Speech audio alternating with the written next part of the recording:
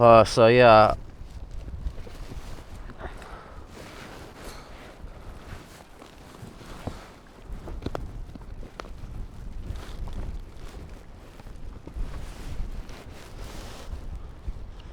So yeah, I've been trying to avoid going to sleep. I'm kind of scared if I fall asleep I might not wake up. My boat might kind of sink itself. I've been trying to avoid going to sleep, so I'm scared when I wake up and the boat might sink itself. It's so cold. And I have had a bit of sleep, you know. In my dreams I was getting with a girl, and my mouth was so dry the whole time.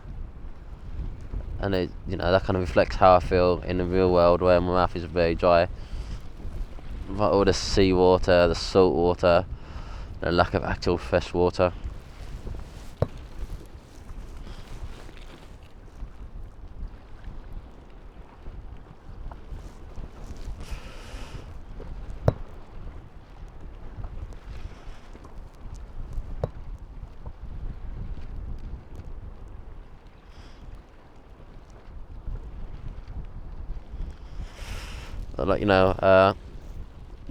The boat being white will increase my chance of being seen if a boat does come across my path. In terms of, like, I don't want a boat to crash into me, because it would absolutely just probably drown me or something like that, probably.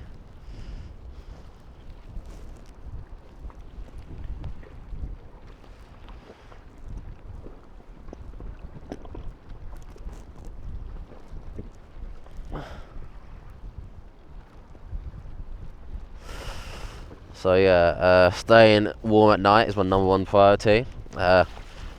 Food's not important, water's not important, fire's not important. Just being warm is key. It's important to not get rid of your clothes, discard them, because they will keep you warm. The more layers you've got on.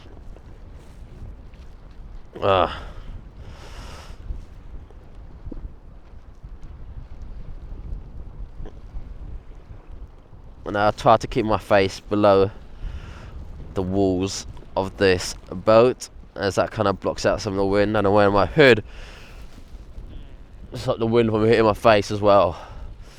But as I do this interview, I'm getting absolutely bloody cold. It's getting cold.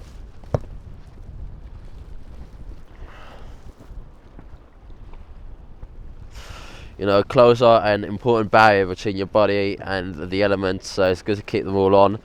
They are wet, I'm shivering, but God, it's better than being naked. And I've done these things like this naked, and being naked is the worst, as you're just cold the whole time.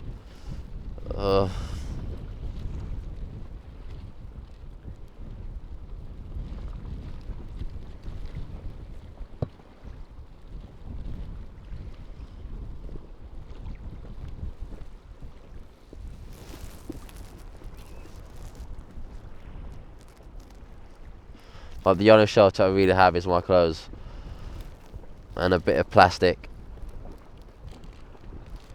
The only shelter I really have are my clothes and a bit of plastic.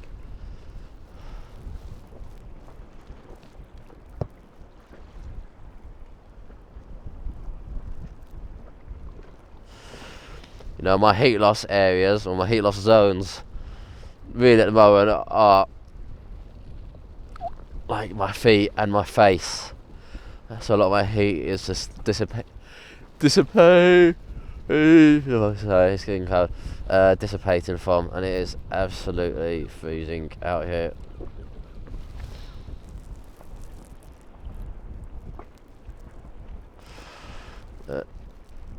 There's an American who survived, I think, many months out on a boat without any food or water. And he survived because he has managed to stay on top of his boat the whole time. Once you're in the water, that's when hypothermia really kicks in, because the water will take your body heat away from you so much faster than that. Oh my God, it's so cold.